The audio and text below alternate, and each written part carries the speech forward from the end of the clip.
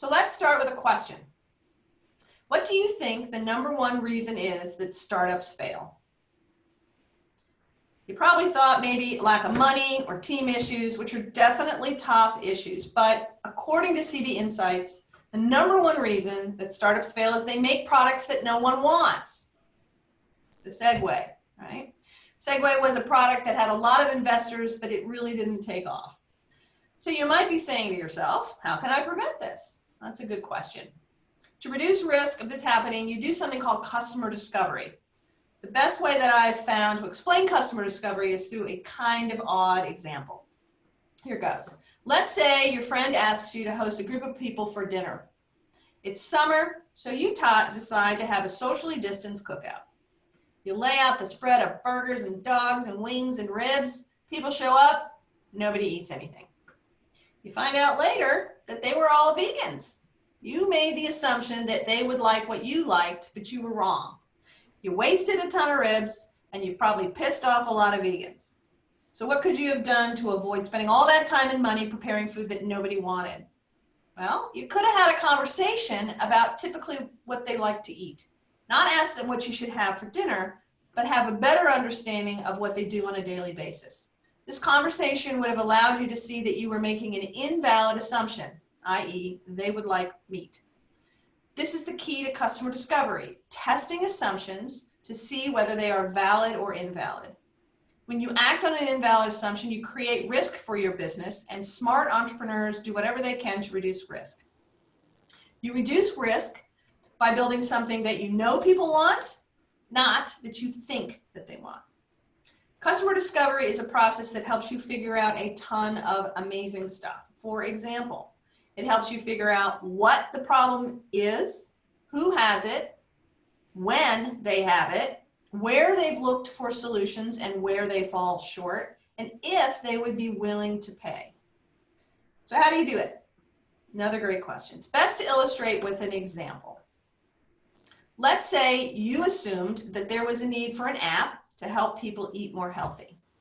You are targeting working professionals, and you think that what they really need are more gourmet meals that they can make in the evenings using only the freshest of ingredients. But you'll make it really easy to make. They can learn more about cooking, they can eat something great. Who would not want that? So you set up some one-on-one interviews to see if you're right. So let's listen to see if Ben can learn something when he interviews Jason. First, thanks for giving me your time. I really appreciate it. I want to talk to you today about an app I built. It's going to revolutionize health and your eating habits. Okay. So I assume that you care about your health, right?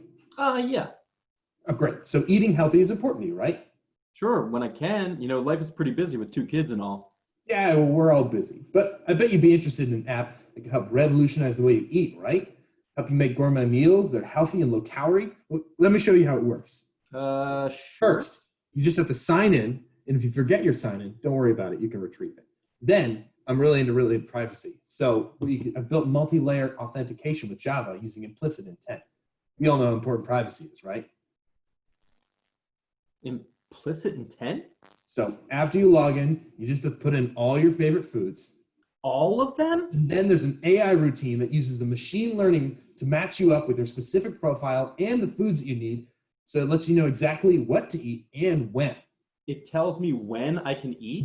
Yeah, it's great. Each morning you get a customized menu especially designed for you based on the latest fresh produce that you can find at the local farmer's market. Then you just get those foods and you're ready to go for the day.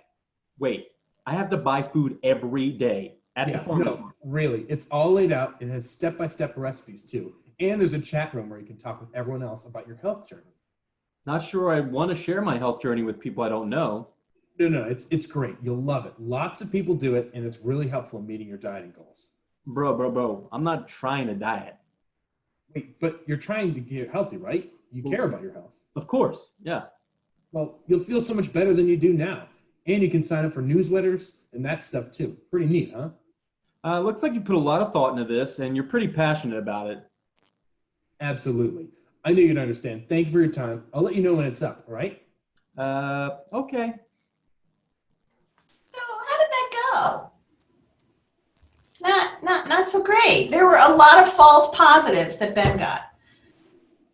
Ben is asking questions that he thinks that Jason has a problem with, but he spent the whole time trying to convince Jason that he had exactly what he needed.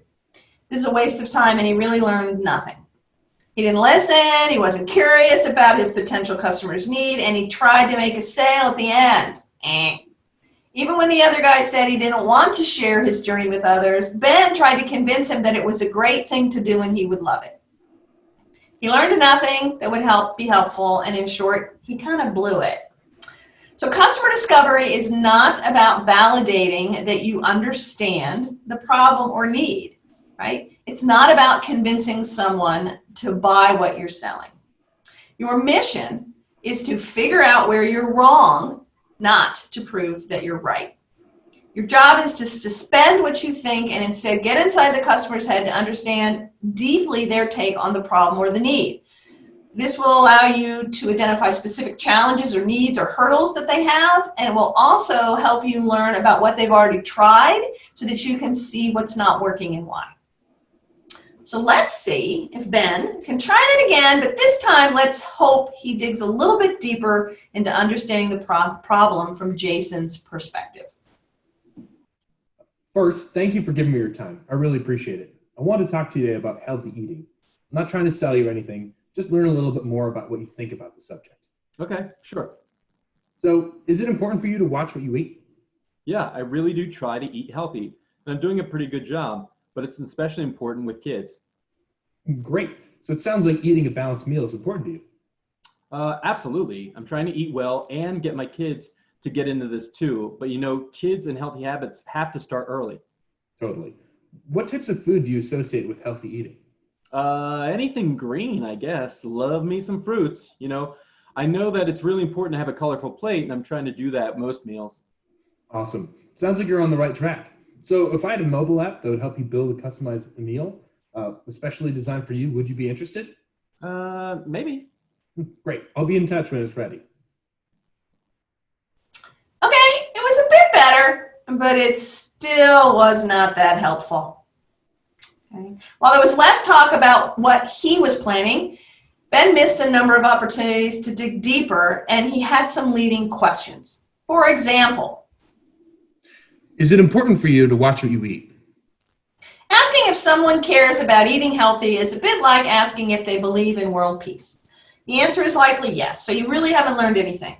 What you really need to do is be more neutral in your questions. Instead, you should have asked Jason to tell him about how he made decisions about what to eat. That would be more revealing about what this person cares about and what was top of mind for him. And Jason mentioned his kids multiple times, so that was really a missed opportunity for Ben to dig deeper. Clearly, this is top of mind for Jason when it comes to meals, for example. I really do try to eat healthy, and I think I'm doing a pretty good job. But it's really important to set good examples for my kids. And?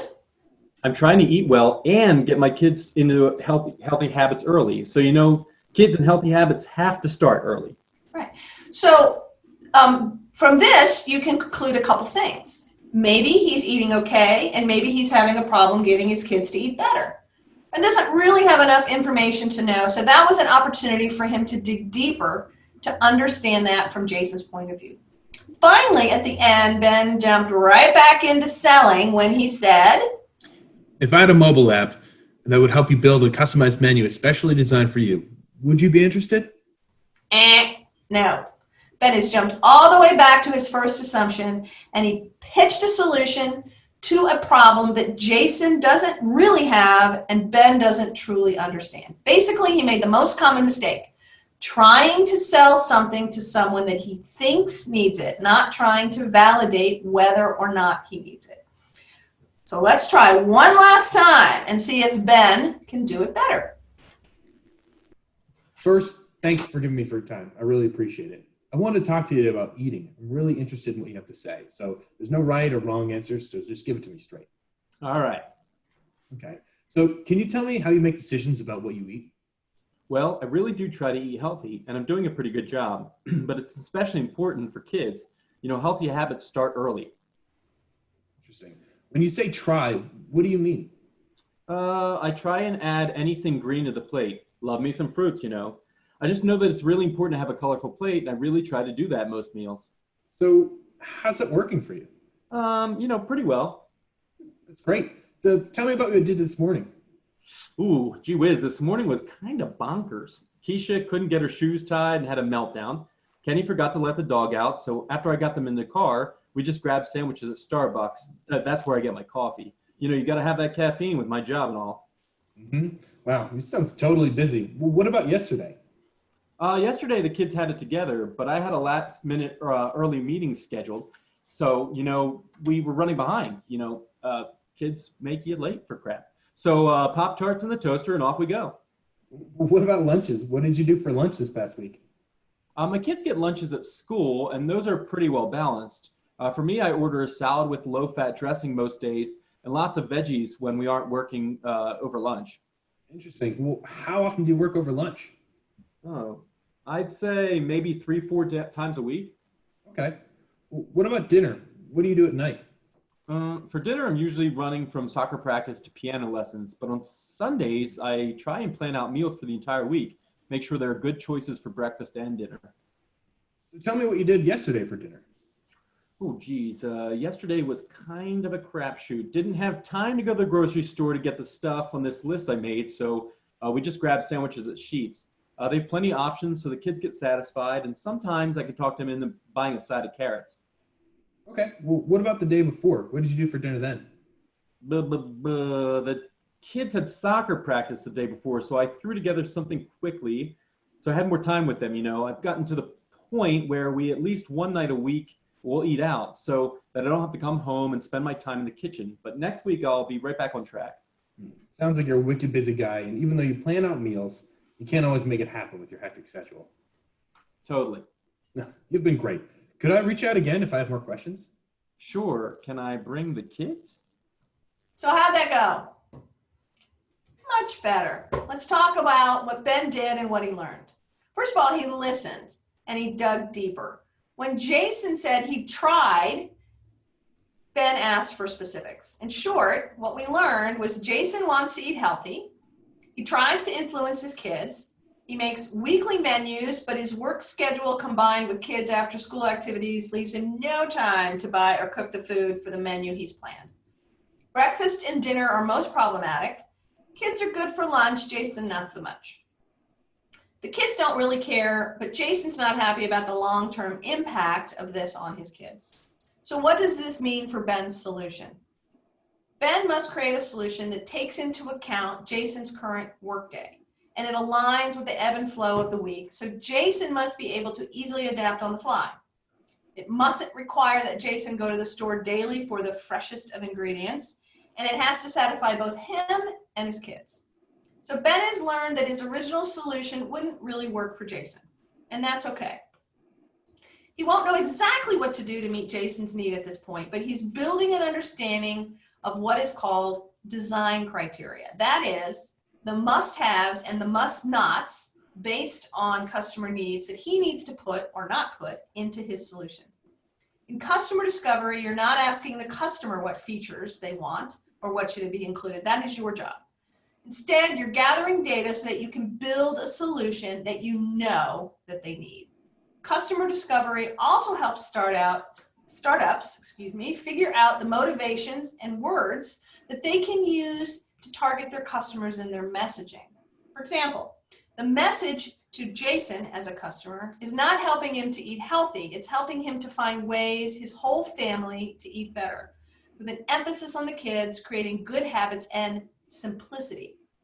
Now, of course, Ben should not act on one interview, but he is beginning to see a pattern, and then he can talk to other people and look for similar patterns across multiple customers.